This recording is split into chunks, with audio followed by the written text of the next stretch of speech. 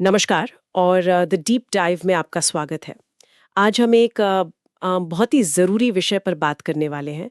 हमारे पास 2026 की शुरुआत का एक रणनीतिक दस्तावेज है जो भारत की मौजूदा भू राजनीतिक स्थिति का कह सकते हैं एक पूरा एक्सरे करता है। और सच कहूं तो तस्वीर काफ़ी उलझी हुई है। बिल्कुल। दुनिया भर में लड़ाइयां इतनी बढ़ गई हैं जितनी पहले कभी नहीं देखी। और जो बड़ी बड़ी ताकतें हैं वो एक दूसरे से हुड़ कर रही हैं। हाँ, और इसी शतरंज की बिसात पर भारत को अपनी चालें चलनी है। सही बात है। और आज हमारी कोशिश यही समझने की है कि भारत ये कर कैसे रहा है। दस्तावेज साफ कहता है कि एक तरफ हमारे सामने ऐसे मौके हैं जो पहले कभी नहीं थे, तो दूसरी तरफ सुरक्षा के खतरे और व्यापार का दबाव भी उतना ही जबरदस्त है। ये एक तरह का शक्ति संतुलन का खेल है जो भारत को हर मोर्चे पर खेलना पड़ रहा है। तो चलिए इसी उलझे हुए खेल को सुलझाने की कोशिश करते हैं। दस्तावेज का एक केंद्रीय विचार है रणनीतिक स्वायत्तता या स्ट्रेटेजिक ऑटोनॉमी। ये शब्द सुनने में तो भारी लगता है, पर ये हमारी पुरानी गुट निरपेक्षता मतलब नॉन अलाइनमेंट वाली सोच से कितना अलग है, क्योंकि अब तो ऐसा लगता है कि हम हर गुट का हिस्सा बनना चाहते हैं। ये बहुत अच्छा सवाल है, क्योंकि यहीं से सारी कहानी शुरू होती है।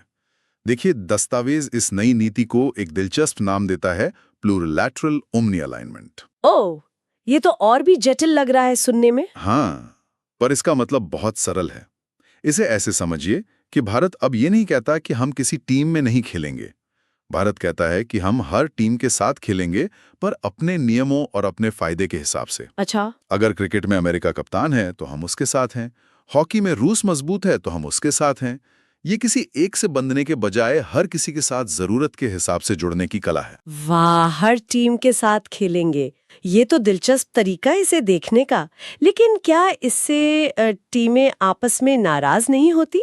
क्योंकि अमेरिका, रूस और चीन वाली टीमें तो एक दूसरे के खिलाफ ही खेल रही हैं। बिल्कुल होती हैं, और यहीं से वो विरोधाभास पैदा होता है जिसकी बात ये दस्तावेज कर रहा है। अमेरिका से ही शुरू करते हैं। एक तरफ तो दोस्ती इतनी गहरी है कि अक्टूबर 2025 में 10 साल के रक्षा समझौते पर दस्तखत हुए हैं। और ये कोई मामूली समझौता नहीं है। इसमें लड़ाकू विमानों के इंजन से लेकर MQ-9B ड्रोन्स भी है ना? हाँ, सबसे आधुनिक MQ-9B ड्रोन और रडार सिस्टम तक सब कुछ शामिल है। ये दिखाता है कि हिंद प्रशांत क्षेत्र में चीन को संतुलित करने के लिए अमेरिका को भारत की कितनी जरूरत है। क्वाड भी अब सिर्फ एक बातचीत का मंच नहीं रहा, बल्कि एक गंभीर रणनीतिक साझेदारी बन गया है। तो रक्षा के क्षेत्र में रिश्ते बहुत मजबूत हैं। शायद पहले कभी इतने मजबूत नहीं थे। लेकिन कहानी में ट्विस्ट यहीं आता है। इसी गहरी दोस्ती के बीच दस्तावेज बताता है कि अमेरिका ने भारत पर 50% का भारी भरकम टैरिफ लगा दिया है। 50%। ये दोस्ती है या व्यापार युद्ध? यही तो आज की भू राजनीति का सच है। दस्तावेज इसे साफ तौर पर तोड़कर बताता है। 25% टैरिफ तो आप कह सकती हैं व्यापार संतुलन के नाम पर है, लेकिन जो अतिरिक्त 25% है वो सजा है। बिल्कुल, वो रूसी तेल खरीदने की वजह से एक दंडात्मक शुल्क के तौर पर लगाया गया है। और बात यहीं खत्म नहीं होती। एक मिनट, दस्तावेज में ये भी लिखा है कि इस टैरिफ को 500% तक बढ़ाने की धमकी दी गई है। 500%। अगर ऐसा हुआ तो इसका क्या मतलब होगा? इसका मतलब होगा आर्थिक तबाही। भारत के लगभग 120 बिलियन डॉलर के निर्यात पर सीधा असर पड़ेगा। हमारे कपड़ा, रत्न और आभूषण जैसे क्षेत्र जहां लाखों लोगों को रोजगार मिलता है, वो बुरी तरह प्रभावित होंगे। और चाबहार बंदरगाह का भी जिक्र है। हाँ, ईरान के साथ चाबहार बंदरगाह पर काम करने की वजह से 25% का एक और सेकेंडरी टैरिफ लगने का खतरा मंडरा रहा है। मतलब अमेरिका कह रहा है, हथियारों के लिए हमारे साथ आओ, लेकिन व्यापार हमारी शर्तों पर करो। तो इसका मतलब तो साफ है कि ये नियम आधारित व्यवस्था की बातें तब तक ही हैं जब तक वो अमेरिका के हितों से मेल खाती हैं, क्योंकि नियम भारत के लिए अलग है और चीन के लिए अलग। आपने बिल्कुल सही नस पकड़ी है। दस्तावेज में एक चौंकाने वाला तथ्य है, रूस से सबसे ज्यादा ऊर्जा खरीदने वाले चीन पर इस तरह का कोई बराबर का टैरिफ नहीं लगा है। अच्छा जी, ये दिखाता है कि वैश्विक राजनीति में बातें आदर्शों की होती हैं, लेकिन फैसले विशुद्ध हितों के आधार पर लिए जाते हैं। तो एक तरफ अमेरिका का ये आर्थिक दबाव, और इस दबाव की एक बड़ी वजह है हमारा एक और पुराना साथी रूस। उनके साथ भी हमारे रिश्ते कुछ कम उलझे हुए नहीं हैं। दस्तावेज तो भारत रूस संबंधों को रॉक सॉलिड यानी चट्टान की तरह मजबूत कहता है। और कहने की वजह भी है। रूस हमें वो रक्षा तकनीक देता है जिसका पश्चिम में कोई विकल्प नहीं है। परमाणु पनडुब्बी से लेकर ब्रह्मोस जैसी हाइपरसोनिक मिसाइल तकनीक तक। ये रिश्ते दशकों के भरोसे पर बने हैं। लेकिन अमेरिकी प्रतिबंधों ने इस चट्टान जैसे रिश्ते में भी दरारें डालनी शुरू कर दी हैं। हाँ, सबसे बड़ा उदाहरण है कच्चा तेल। ये आंकड़े वाकई हैरान करने वाले हैं। 2022 से पहले हम रूस से 1% से भी कम तेल लेते थे। बिल्कुल। फिर यूक्रेन युद्ध के बाद ये बढ़कर 40% तक पहुंच गया क्योंकि हमें भारी छूट मिल रही थी। लेकिन अब दस्तावेज कहता है कि ये हिस्सेदारी वापस 25% से भी नीचे आ गई है। लेकिन असली कहानी अगले आंकड़े में है और वो वाकई चौंकाने वाली है। दस्तावेज के मुताबिक भारत की सबसे बड़ी निजी रिफाइनरी रिलायंस इंडस्ट्रीज जनवरी 2026 में रूस से 0 क्रूड डिलीवरी की उम्मीद कर रही है। 1 मिनट, रिलायंस की डिलीवरी 0? मतलब भारत की सबसे बड़े प्राइवेट रिफाइनरी रूस से तेल लेना बिल्कुल बंद कर रही है? जी, 0। ये तो बहुत बड़ी खबर है। इसका असली मतलब क्या है? क्या हम अमेरिकी दबाव के आगे झुक रहे हैं? इसे झुकना कहना शायद सही ना हो। ये भारत की ऊर्जा अर्थव्यवस्था की एक संरचनात्मक कमजोरी को दिखाता है।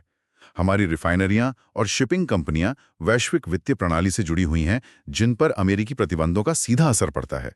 ये रिश्ते का अंत नहीं है, लेकिन ये एक चेतावनी जरूर है। और अगर हमें रूसी तेल पूरी तरह छोड़ना पड़ा तो दस्तावेज का विश्लेषण साफ है। हमारा सालाना आयात बिल 9 से 11 बिलियन डॉलर तक बढ़ जाएगा। इसका सीधा असर पेट्रोल डीजल की कीमतों और महंगाई पर पड़ेगा। यानी एक तरफ कुआं, दूसरी तरफ खाई। अब उस तीसरे खिलाड़ी की बात करते हैं जो शायद सबसे बड़ा रणनीतिक सिरदर्द है, चीन। यहाँ तो विरोधाभास अपने चरम पर है। बिल्कुल। इसे ऐसे समझिए कि एक तरफ वास्तविक नियंत्रण रेखा मतलब एलएसी पर दोनों देशों के 60,000 से ज्यादा सैनिक एक दूसरे पर बंदूकें ताने खड़े हैं। गलवान, पैंगोंग जैसी जगहों से सेनाएं पीछे हटी हैं, लेकिन देप्सांग और डेमचोक में तनाव वैसा का वैसा ही है। और अब एक नया मोर्चा खुल गया है, शक्सगाम घाटी में। हाँ, जनवरी 2026 में जहां चीन सीपैक के तहत निर्माण कर रहा है और भारत इसे अपनी जमीन पर अवैध कब्जा मानता है। और सैन्य ताकत का जो असंतुलन है वो भी बहुत बड़ा है। चीन का रक्षा बजट $231 बिलियन और हमारा $75 बिलियन। मतलब वो हमसे 3 गुना ज्यादा खर्च कर रहा है। उनके पास स्टिल्थ फाइटर जेट और हाइपरसोनिक हथियार है। ये एक ऐसी दौड़ है जिसमें हम अभी काफी पीछे हैं। लेकिन यहाँ इस कहानी का सबसे हैरान करने वाला हिस्सा आता है, हमारी आर्थिक निर्भरता। हाँ, इस पर एक पल के लिए सोचते हैं। एक तरफ हम सीमा पर चीन से लड़ने की तैयारी कर रहे हैं और दूसरी तरफ हमारे घरों में रोशनी जलाने वाले सोलर पैनल्स और हमारी गाड़ियां चलाने वाली बैटरी उसी चीन से आ रही हैं। ये तो है वो विरोधाभास। दस्तावेज के आंकड़े तो और भी डराने वाले हैं। 2024 में व्यापार $128 बिलियन का था, लेकिन हमारा निर्यात सिर्फ $14.25 बिलियन का। मतलब हम चीन को जितना सामान बेचते हैं उससे लगभग 9 गुना ज्यादा खरीदते हैं। ये निर्भरता तो बहुत ज्यादा है। और ये सिर्फ व्यापार घाटे की बात नहीं है, ये एक रणनीतिक कमजोरी है। हमारे 30% औद्योगिक उत्पाद चीन से आते हैं। इलेक्ट्रॉनिक्स, मशीनरी और दवाइयों के कच्चे माल जैसे जरूरी क्षेत्रों में तो ये निर्भरता 70% से भी ज्यादा है। हमारी इलेक्ट्रिक वाहन और सौर ऊर्जा की योजनाएं पूरी तरह से चीनी सप्लाई चेन पर टिकी हैं। चीन जब चाहे इस सप्लाई चेन को एक हथियार की तरह इस्तेमाल कर सकता है, जैसा उसने पहले दुर्लभ पृथ्वी तत्वों के मामले में जापान के खिलाफ किया था। सीमा पर टकराव और बाजार में निर्भरता, ये भारत के लिए 2026 की सबसे बड़ी पहेली है। और चीन के इस रणनीतिक सिरदर्द से अब जरा उस पड़ोसी की तरफ आते हैं जहां खतरा ज्यादा सीधा और हिंसक है, पाकिस्तान। हाँ, दस्तावेज मई 2025 के एक बड़े सैन्य टकराव का जिक्र करता है। जी, 2019 के बालाकोट हमले के बाद ये सबसे गंभीर घटना थी।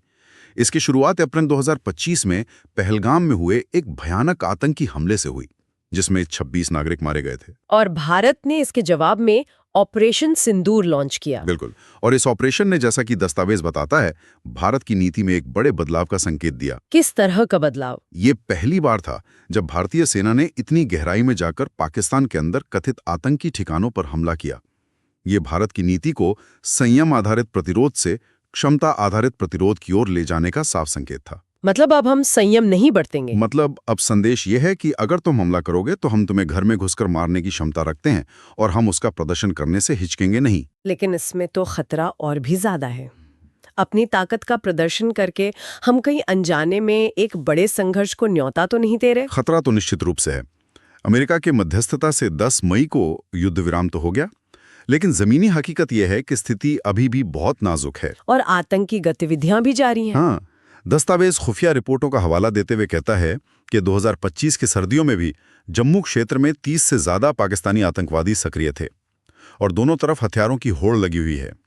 भारत ने लगभग $9.5 बिलियन के नए हथियार खरीदने को मंजूरी दी है, तो वहीं पाकिस्तान तुर्की और चीन से ड्रोन और दूसरे सिस्टम खरीद रहा है। तो स्थिति तनावपूर्ण बनी हुई है। बहुत ज्यादा। काउंसिल ऑन फॉरेन रिलेशंस ने 2026 में दोबारा संघर्ष होने की मध्यम संभावना जताई है। ये एक ऐसा ज्वालामुखी है जो कभी भी फट सकता है। ठीक है, हमने चुनौतियों, दबावों और खतरों की काफी बात कर ली। ये सब सुनकर तो लगता है कि भारत चारों तरफ से घिरा हुआ है, लेकिन दस्तावेज अवसरों की भी बात करता है। 2026 में भारत ब्रिक्स का अध्यक्ष है। ये कितना बड़ा मौका है? ये एक बहुत बड़ा मौका है, खासकर ग्लोबल साउथ मतलब विकासशील देशों के नेता के तौर पर अपनी पहचान बनाने का। और यहाँ भारत का दृष्टिकोण चीन के कर्ज जाल वाले मॉडल से बिल्कुल अलग है। मतलब हम सिर्फ पैसा नहीं देते। सही कहा। चीन विकास के नाम पर छोटे देशों को भारी कर्ज देता है और फिर उन्हें अपने इशारों पर नचाता है। भारत ने अपनी G20 अध्यक्षता के दौरान एक अलग रास्ता दिखाया। हमने अफ्रीकी संघ को G20 का स्थायी सदस्य बनवाया। हमारा focus Africa skills multiplier initiative जैसे कार्यक्रमों पर है जो क्षमता और कौशल का निर्माण करते हैं। ये एक ज्यादा टिकाऊ और सम्मानजनक साझेदारी का मॉडल है। और एक दूसरा बड़ा अवसर जो शायद इस दशक की सबसे बड़ी कहानी बन सकता है, वो है सेमीकंडक्टर। भारत एक ग्लोबल मैन्युफैक्चरिंग हब बनने की कोशिश कर रहा है। हाँ, और ये मौका हमें भू राजनीति ने ही दिया है। अमेरिका, चीन के तनाव और ताइवान पर मंडरा रहे खतरे की वजह से दुनिया की बड़ी कंपनियां चीन+1 रणनीति पर काम कर रही हैं। वे अपनी सप्लाई चेन के लिए चीन के अलावा एक और भरोसेमंद विकल्प चाहती हैं और भारत उस जगह को भरने के लिए पूरी ताकत लगा रहा है। ये सुनने में तो बहुत अच्छा लगता है, पर क्या ये हकीकत में हो रहा है? आंकड़े तो यही बताते हैं। सरकार ने इस सेक्टर के लिए $26 बिलियन से ज्यादा की सब्सिडी दी है। अनुमान है कि 2026 तक भारत का सेमीकंडक्टर बाजार $64 बिलियन का हो जाएगा और 2030 तक $110 बिलियन को पार कर सकता है। और बड़ी कंपनियां भी आ रही हैं, है ना? बिल्कुल। एप्पल, टाटा और फॉक्सकॉन के साथ मिलकर भारत में उत्पादन बढ़ा रहा है। सैमसंग भी वियतनाम से उत्पादन भारत लाने पर विचार कर रहा है। और सबसे बड़ी बात, अमेरिकी कंपनी माइक्रॉन गुजरात में $2.75 बिलियन का प्लांट लगा रही है। तो ये सिर्फ एक फैक्ट्री नहीं है, ये एक पूरे इकोसिस्टम की शुरुआत है। हाँ, लेकिन दस्तावेज ये भी साफ करता है कि ये रास्ता आसान नहीं है। चुनौतियां क्या हैं? सेमीकंडक्टर बनाने के लिए 24 घंटे बिना रुकावट बिजली, करोड़ों लीटर साफ पानी और एक बहुत ही कुशल वर्कफोर्स की जरूरत होती है। इन सभी मोर्चों पर भारत को अभी बहुत काम करना है। ये एक ऊंची छलांग है, लेकिन अगर हम ये छलांग लगा पाए तो ये भारत की अर्थव्यवस्था और वैश्विक स्थिति को हमेशा के लिए बदल देगा। और तीसरा बड़ा अवसर जिसका दस्तावेज जिक्र करता है वो है मुक्त व्यापार समझौते, मतलब FTAs। हाँ, और यहाँ भी भारत एक नई रणनीति अपना रहा है। EFTA यानी यूरोपियन फ्री ट्रेड एसोसिएशन के साथ जो समझौता हुआ है वो ऐतिहासिक है। वो कैसे? ये सिर्फ सामान के आने जाने का समझौता नहीं है। इसमें पहली बार ये शर्त रखी गई है कि EFTA देश भारत में 15 सालों के अंदर $100 बिलियन का निवेश करेंगे और 10 लाख नौकरियां पैदा करेंगे। अच्छा, तो ये सिर्फ खरीदने बेचने का सौदा नहीं है, ये निवेश और रोजगार का सौदा है। बिल्कुल। ये भारत को सिर्फ एक बाजार नहीं बल्कि एक उत्पादन केंद्र बनाता है। ब्रिटेन के साथ हुआ समझौता भी हमारे निर्यातकों के लिए नए दरवाजे खोलेगा। तो अगर हम इन सभी धागों को एक साथ जोड़ें तो क्या तस्वीर उभरती है? एक तरफ अमेरिका के टैरिफ्स, चीन पाकिस्तान का सीमा पर तनाव और दूसरी तरफ ब्रिक्स की अध्यक्षता, सेमीकंडक्टर हब बनने का सपना और यूरोप से निवेश की बौछार। यही 2026 के भारत की हकीकत है। दस्तावेज का अंतिम निष्कर्ष बहुत गहरा है। वो कहता है कि भारत के लिए सबसे बड़ी चुनौती है उद्देश्य के साथ रणनीतिक धैर्य, मतलब स्ट्रेटेजिक पेशेंस विद पर्पस का पालन करना। इसका मतलब क्या हुआ? थोड़ा सरल भाषा में समझाएं। इसका मतलब है कि हमें शॉर्ट टर्म संकटों से घबराना नहीं है। अमेरिकी टैरिफ्स, सीमा पर छोटी मोटी झड़पें, ये सब चलता रहेगा। हमें इन्हें संभालना है, लेकिन अपना ध्यान लंबी अवधि के लक्ष्य पर रखना है। और वो लक्ष्य क्या है? वो लक्ष्य है अपनी घरेलू क्षमता का निर्माण करना, सेमीकंडक्टर्स में, नवीकरणीय ऊर्जा में और आधुनिक विनिर्माण में।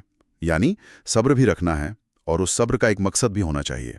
हमें रोज की लड़ाइयों में इतना नहीं उलझना है कि हम असली जंग की तैयारी ही भूल जाएं।